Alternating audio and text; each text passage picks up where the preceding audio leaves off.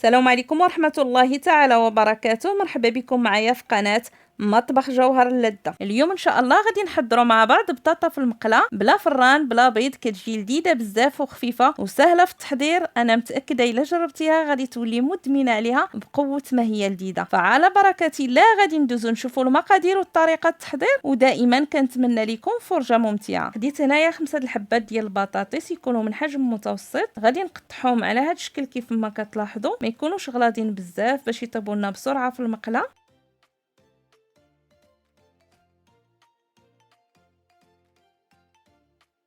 غادي نزيد عليهم هاد البصيله كذلك، غادي نقطعها اولا غادي نشنفها على هاد الشكل تكون حتى هي رقيقه باش طيب لنا بسرعه. اللي ما كتعجبوش البصله ممكن ما يديرهاش، ولكن صدقوني راها كتجي لذيذه بزاف. بالنسبه لهاد الكميه اللي درت ممكن ديروا اكثر منها، فكتبقى الكميه على حسب الاشخاص ولا الافراد اللي غادي يتناولوا هاد الوجبه.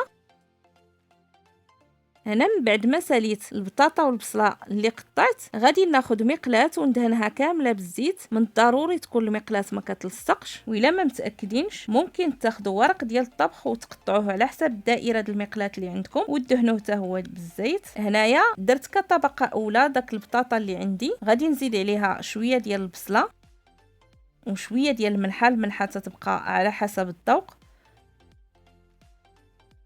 شويه ديال الابزار،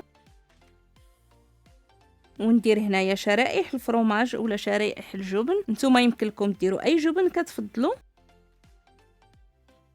ثم غادي نزيد عليها شرائح الديك الرومي المدخن اولا الشاركوتري اللي بصراحه كيجي لذيذ بزاف. ممكن ديروها بلاش ولكن هو تيعطيها واحد اللذه مميزه.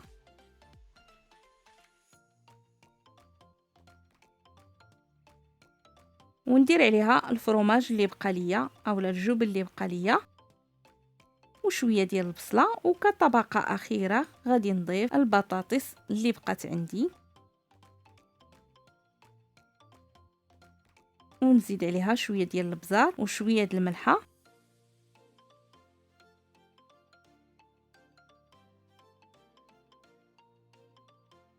وضروري ما غادي ندير عليها واحد الملعقه حتى لجوج ديال الزيت من الفوق، نرشها كامله باش ما تجينيش البطاطس ديالي يابسه. هنا غادي نغطيها بواحد الغطاء باش يرجع لينا الصهد عليها وطيب لنا بسرعه. وغادي نديرها على نار تكون مهيله. من بعد ما طيب لنا غادي نقلبها على الجهه الاخرى ونخليها حتى هي تحمر، وهي غادي تشوفوها معايا على طبق التقديم. كيف ما قلت لكم في اول الفيديو، الا جربتوا هاد البطاطس راه غتوليو مدمنين عليها. شوفوا هنايا كيفاش تنزرب، لان اولادي واقفين يقولوا لي ضروري ما تعطينا دابا، ما قدوش يصبروا حتى نكمل التصوير. تنتمنى الى عجبكم هذا الفيديو ما تنساونيش من لايك والاشتراك وتعليقاتكم المحفزه، والى اللقاء مع فيديو اخر ان شاء الله.